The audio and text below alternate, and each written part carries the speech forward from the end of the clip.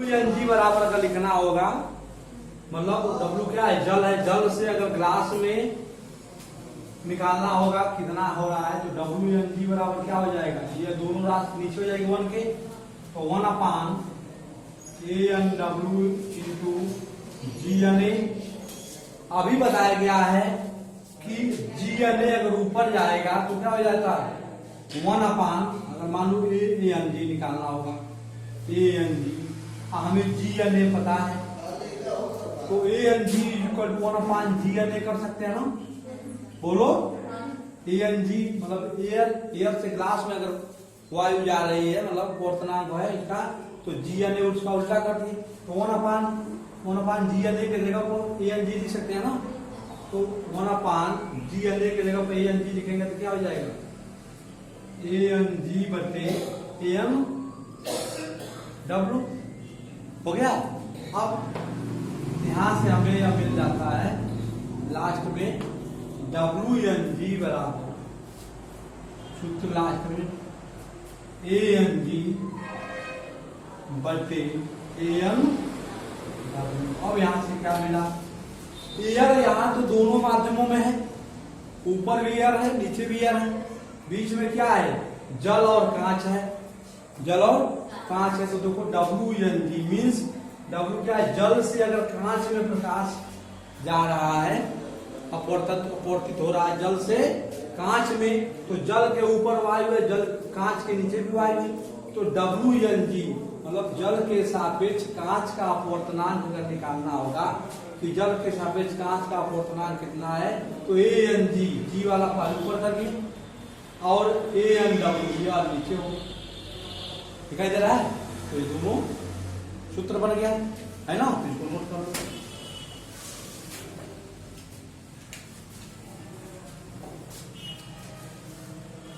तथा पूर्ण आंतरिक परावर्तन, उसी में आता है क्रिटिकल एंगल, क्रांतिक कोण, पढ़े हो ना तुम लोग। तथा पूर्ण आंतरिक परावर्तन, क्रांतिक कोण क्रिटिकल एंगल एंड, तथा लिखा है टोटल इंटरनल रिफ्लेक्शन। क्रांतिक कोण क्या होता है, जब कोई प्रकाश किरण किसी सघन माध्यम से विरल माध्यम में प्रवेश करती है, सघन माध्यम, अगर ये हमारा सघन माध्यम है और ये विरल माध्यम, जब कोई प्रकाश किरण सघन माध्यम से विरल माध्यम में प्रवेश करती है तो क्या होता है, मान लो सघन माध्यम है और यह विलंब है, ये आपतन कोण आई हो गया, और ये विरल माध्यम है, तो आपतन कोण, सघन माध्यम है तो विरल माध्यम में क्या होगा, अविलंब से क्या हो जाएगा, किरण दूर हट जाएगा, यह कोण अधिक हो गया आई की अपेक्षा, तो दिक्कत। अब ये बताओ, आपतन कोण आई प्रोपोर्शनल टू आर है, sine i proportional sine r, छोटे एंगल के लिए जब sine i proportional to sine r हो, तो छोटा एंगल अगर लिया जाता है तो साइन इल्यूमिनेट कर दिया जाता है, साइन क्या होता है, इल्यूमिनेट कर दिया, तो केवल आई प्रोपोर्शनल टू आर हो गया, मीन्स आई बढ़ेगा तो आर भी बढ़ेगा, तो आई का मान हम यहाँ बढ़ाते जा रहे हैं, जब आई का मान बढ़ाएंगे तो आर का भी मान क्या होगा, बढ़ेगा, मीन्स कोण बढ़ेगा, आर का मतलब कोण बढ़ेगा, तो और आई का मान बढ़ा दिए, यहाँ से इतना बढ़ाए कि लास्ट में इतना बढ़ा दिए, तो और बढ़ गया, देख रहे कोण, आर का मान बढ़ गया, तो आपतन कोण का वह मान, सघन माध्यम में बना आपतन कोण का वह मान जिस पर अपवर्तन कोण, आर के अपवर्तन कोण है ना, अपवर्तन कोण 90 अंश हो जाए, मीन्स दोनों पृष्ठों जो प्रवर्तक तल के पृष्ठ से होकर के गुजरे, तो यह कोण कितना हो जाएगा, 90, ठीक है। तो आपतन कोण का वह मान, मतलब I = C, क्रिटिकल एंगल को किसे बोलते हैं, तो आपतन कोण का वह मान जिस पर अपवर्तन कोण 90 अंश हो जाए उस आपतन कोण को क्रांतिक कोण कहते हैं। उस आपतन कोण को क्रांतिक कोण कहते हैं। ठीक है, क्रांतिक कोण की परिभाषा हम लिखेंगे, जब कोई प्रकाश किरण किसी सघन माध्यम से विरल माध्यम जैसे कांच, जैसे पुस्तक में लिख लो, से विरल माध्यम में, जैसे कांच से वायु, पुस्तक बंद कर लो, जैसे कांच से वायु में जाती है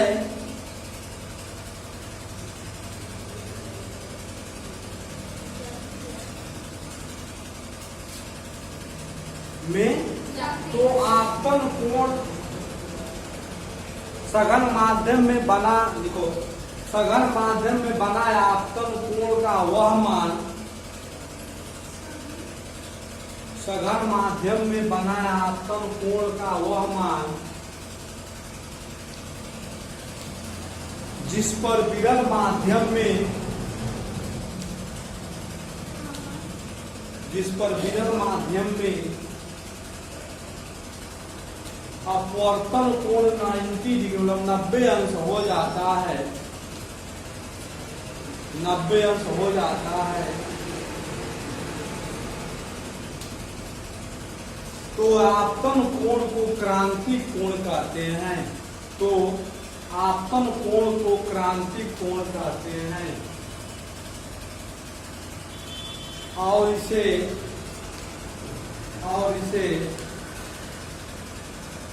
कैपिटल सी से प्रदर्शित करते हैं, कैपिटल सी से प्रदर्शित करते हैं।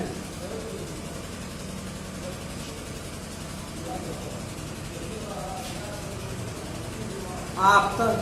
क्रांतिक कोण का मान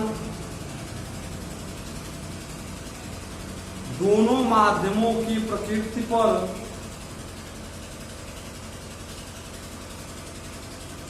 तथा प्रकाश के रंग पर निर्भर करता है।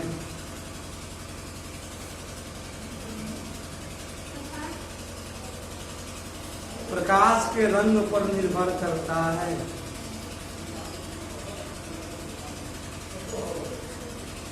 कांच वायु अंतरा पृष्ठ के लिए,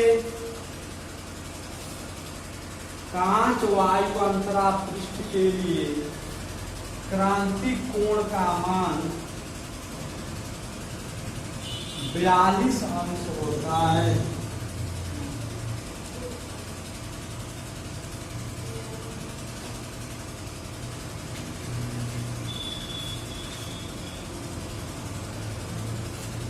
यदि कोई प्रकाश किरण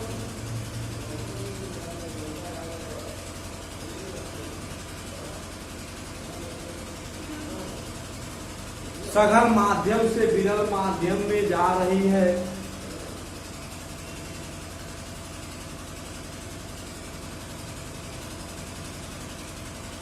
सघन माध्यम से विरल माध्यम में जा रही है, तो विरल माध्यम को एक से, तो विरल माध्यम को एक से सघन माध्यम को 2 से प्रदर्शित किया जाए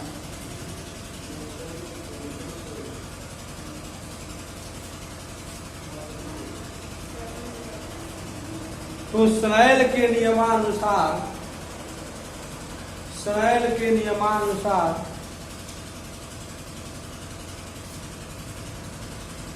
सघन माध्यम के सापेक्ष, सघन माध्यम के सापेक्ष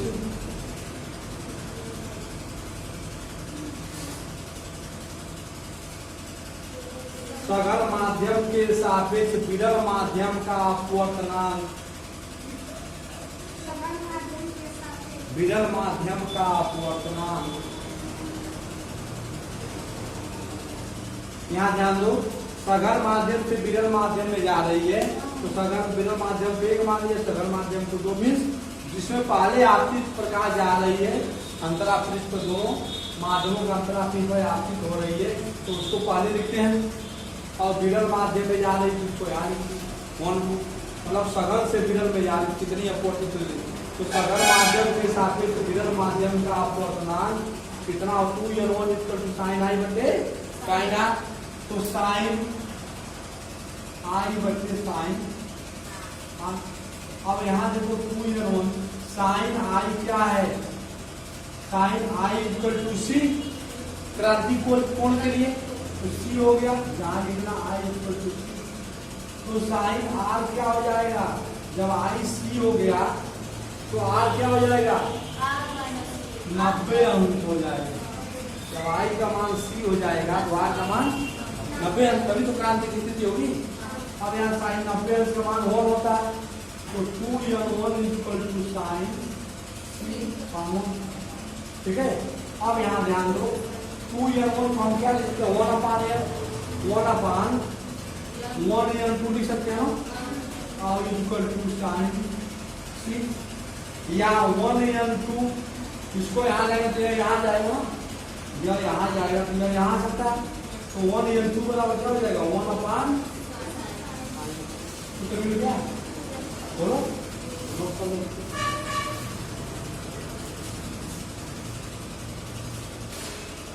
अब अगला आइटम उसी में है पूर्ण आंतरिक परावर्तन। अब इसको इसी के आगे पढ़ा है कैसे इसको करते हैं, पूर्ण आंतरिक परावर्तन, total internal reflection, total internal reflection,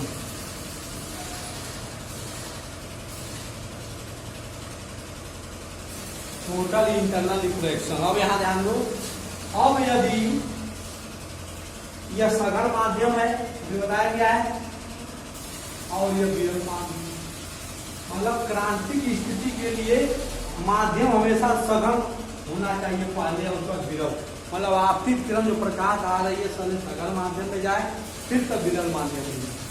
अभी तुम्हें पढ़ाया गया है कि जब आपतन कोण I बराबर C हो जा रहा है तो यह हमारा 90 डिग्री एंगल बनना है। यदि आपतन कोण का मान और बढ़ा दिया जाए तो जब I बढ़ेगा तो फिर C R भी बढ़ेगा। जब जैसे ही क्रांतिक कोण से आपतन कोण का मान थोड़ा सा और बढ़ाया गया तो यह क्या होने लगा,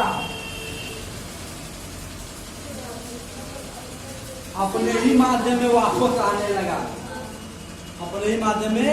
वापस आने लगा। यही आपतन कोण पर आवर्तन कोण के बराबर हो जाएगा। या हमेशा कोण से नापते हैं ना, बोलो, तो यह हमारा क्या हो जाएगा, आर की वैल्यू बढ़ जाएगी, है ना। तो यहाँ सघन माध्यम में I इक्वल टू C से बड़ा हो जाएगा, तो यही पूर्ण आंतरिक परावर्तन कोण हो जाएगा, पूर्ण आंतरिक बना लीजिए।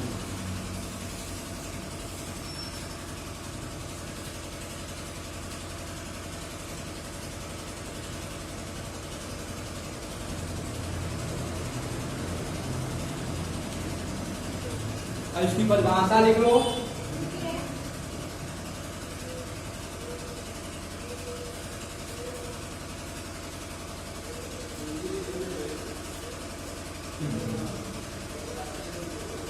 सघन माध्यम में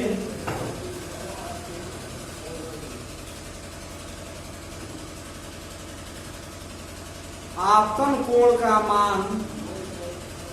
सघन माध्यम में आपतन कोण का मान क्रांतिक कोण से थोड़ा बढ़ाने पर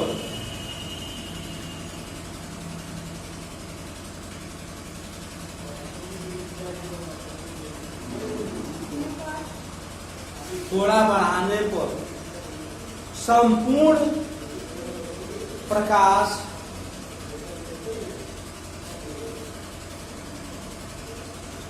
परावर्तित होकर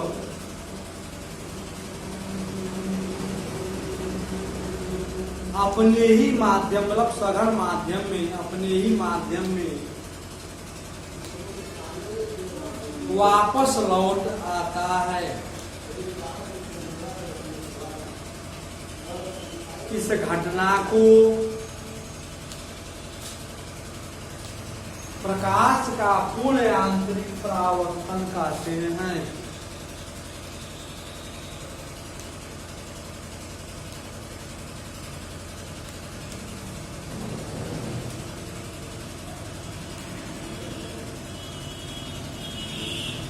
अर्थात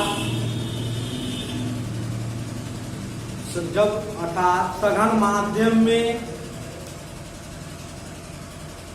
जब आपतन कोण का मान, अर्थात सघन माध्यम में जब आपतन कोण का मान क्रांतिक कोण से अधिक हो जाता है, क्रांतिक कोण से अधिक हो जाता है, तो संपूर्ण प्रकाश अपने ही माध्यम में वापस लौट आता है।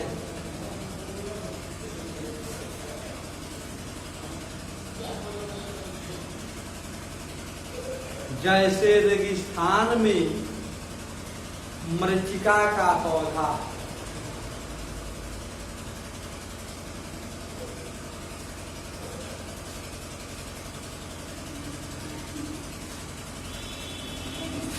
मरीचिका का पौधा,